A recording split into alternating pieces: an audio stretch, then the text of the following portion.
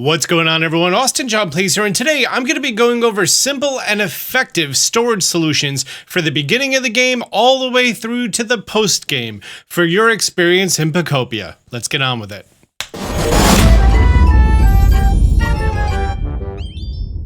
I had the opportunity to visit another friend's playthrough, and I saw that their storage system was non-existent. They just had a variety of chests everywhere, and there were badges next to iron ore, next to relics, next to wood, next to lumber, and it was stress-inducing. So I know everyone likes to play at their own pace, and first I'm just gonna go over some very early basics before we get into advanced organization systems. Just real quick, knock this out. You have your workbench, right? Your workbench, once it's opened up, you're gonna see that it occupies a space of 2 wide, 1 deep. That storage bench can actually pull from storage chests all that are adjacent. So you can have 4 storage chests just like this, and every time that you go to craft, it will pull from all 4. You'll see that as we close this screen, all 4 of those chests are closing. Now there's a larger size of storage chest that's crafted with Pokemetal, which at the beginning of the game is a fairly rare resource. Likewise, if you have a bench down with 4 large storage chests and you go to craft, all 4 of them get pulled from. They have a pull-out drawer like this, all 4 of them are opening. So it would make a lot of sense for you to have your crafting items inside of these chests, right? But what about the many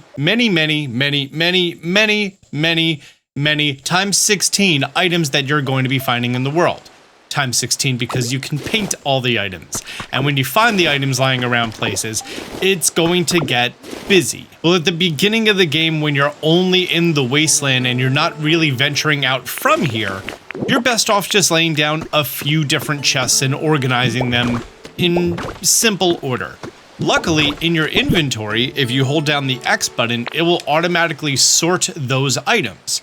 So you're like, okay, great, now I have an easy place to see things. You should keep all of your working chests nice and easy next to each other until you have your large storage chests.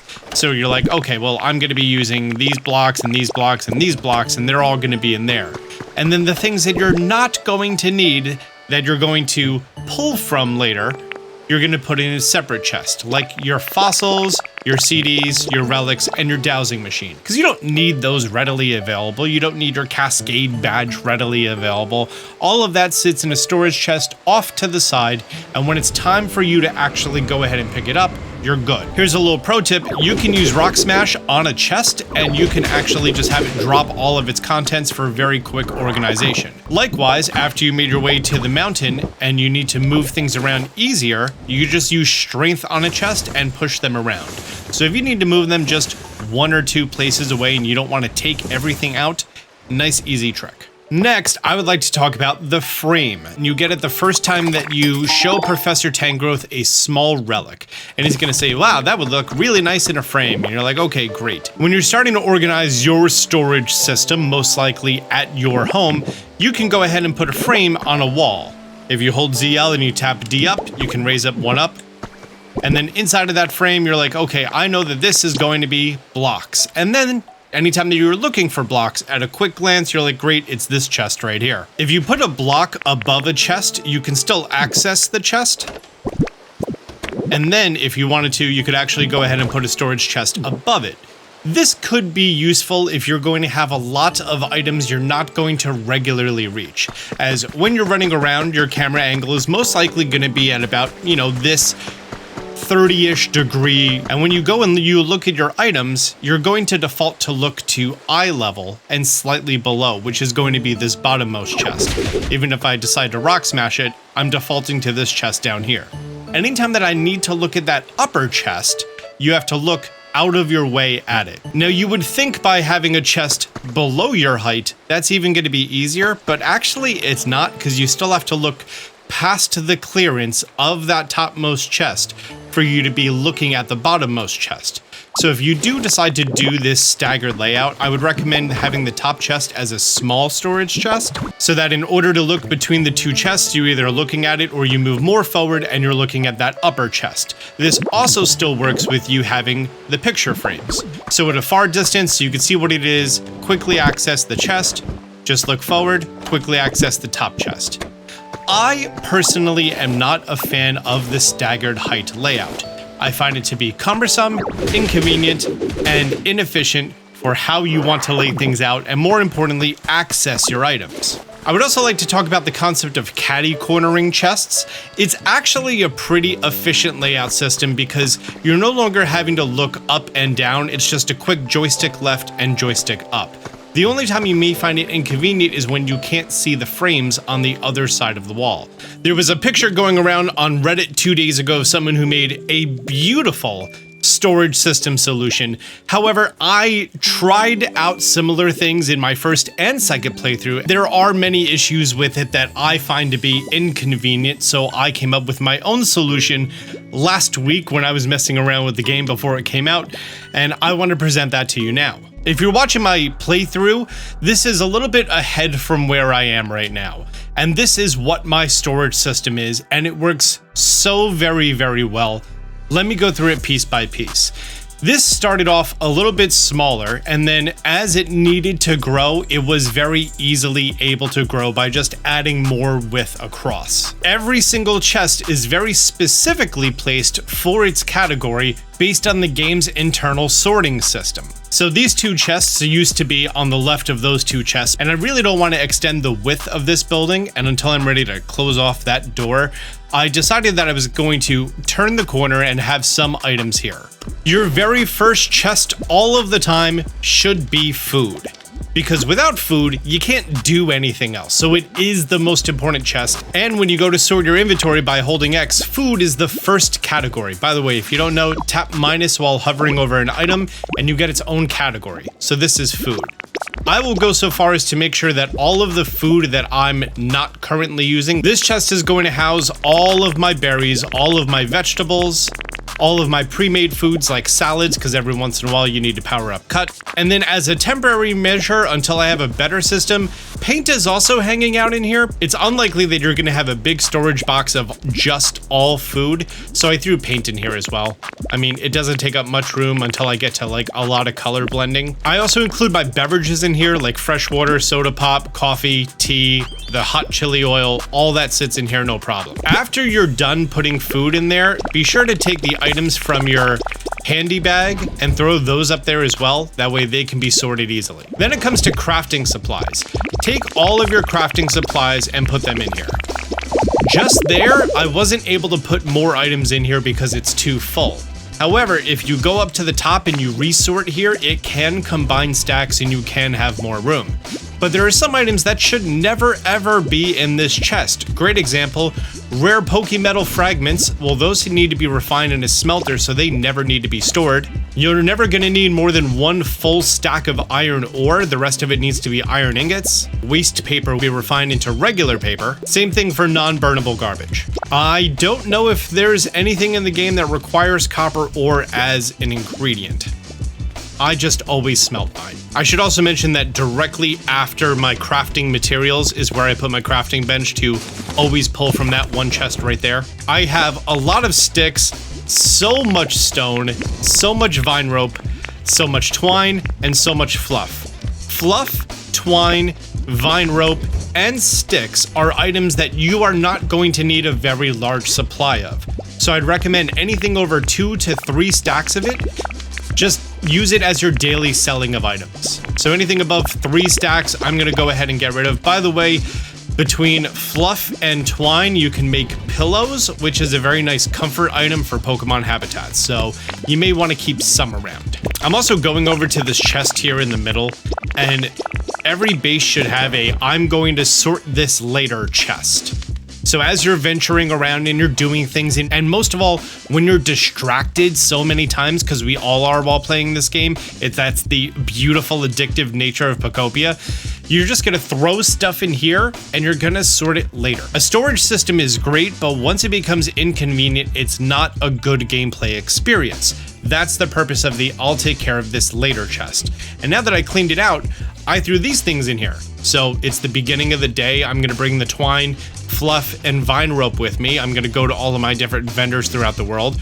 I'm gonna bring my non-burnable garbage and my waste paper basket. I'm gonna go to my recycling center, and I'm gonna bring my iron ore and other things that need to be smelted later on to their appropriate locations. Moving on to our next category, this is going to be seeds and flowers. This is going to include everything from tree seeds to berry seeds to flower seeds. You have moss, you have fern, which by the way, fern is when you use powered up leafage on volcanic ash. You do have to pick that up to complete your compendium. And then also the various stages of vegetable growth. I typically just wait until they're fully hydrated and grown for me to go ahead and pick them up. But with going to all of the various dream islands, that may not be a luxury that you have, and you may just have so many extra lying around. Like I have this dried up potato plant right here. So if that's the case, I'm gonna use rototiller. I'm gonna pick up the fully grown plants and I'm gonna put in the near dead looking plants. And boom, they're beautiful. Little tricks like that to just save that one extra bit of inventory space are gonna go a long way when you multiply that over the 7 different types of seeds that you're gonna have. I also have this rush tree that I need to go plant. If you 3D print a tree, you plant it fully grown. Look at that. The next category is going to be prefabs and treasures. By the game's internal sorting system, prefabs are going to be displaying here, and it's very unlikely that you have 3 full pages of just prefabs and kits. So I decided that I was going to be putting my treasures here as well until I have a different place that I want to put them. Because luckily, they're always on that last page. My artifacts, my fossils, my dowsing machine I throw in there. CDs I throw somewhere else just for an aesthetic reason. Next to here I have this Porygon shelf that I got early and this wall shelf above it. This is where I put my CDs, at least until I have too many. Our next section is a bulk section. These 5 chests, you can start with just 1 chest for everything that's not a block. And then once that double chest is full, you need to break it up into 4 different categories. I currently have mine at 5, and I'll explain that in a moment. The first category is going to be furniture that does not have a tag, like storage boxes, big storage boxes. This plain chest is a decoration, so it doesn't go there. This wall-mounted table doesn't have a category, it goes in there. Exhibition stand. I try to avoid putting the artifact items in here like this Avalug table just because you're not going to come across a lot of them. Plus I have a museum set up right now, so I typically don't throw it in there. When it comes to, as I call them, project items, including the railway track and the utility pole and the security camera, just don't put them in there because you're going to be using them regularly. Put them in the I'm going to sort them later chest. The next category is going to be relaxation. As you're going through your non-block items, you're going to have the category of relaxation. I have simple cushions that I'm currently using as my spammable habitat item, so I like to keep those in my bar for later, but these plain chairs are just regular relaxation. I'll throw those in the chest. And it's mostly things for Pokemon to sit on or sit near, which also includes things like perches and fire-related things like campfires, bonfires, torches. Next is decorations. There are so many decorations in this game, including things that can work as chests, like plain chest and plain closet. I also have a lot of wooden crates and a lot of lumber right now, so that's my decoration of choice that I'm using in Pokemon habitats. And this is most likely the chest that you're going to run out of room in first, especially if you're as klepto in this game as I am, and I like to steal everything out in the world. For that, I decided that I was going to do my first split off of a category with lighting. Every decoration that emits light, including mushroom lamps, I decided to put in here just because there are so many of them, and I mean, honestly, you need lighting for your places to look nice, so I threw them all in there. And I'm very close to coming to a point that my decoration category is once again going to be full. And at that point, it's up to you on where you want to split the category, and I'll talk about that in a little bit. And then your last category of non-block items is going to be toys. I'm currently using toy blocks as my spammable item for habitats, and once you start gathering all of the various music mats, that's going to be taking up a lot of room as well. And honestly, it's not an item you're going to need all that much, so you may want to go ahead and put those in its own separate chest off to the side. Next, we're coming to building supplies, and most of it is full blocks. Now, there's an awkward little bit right here, and this is house pieces.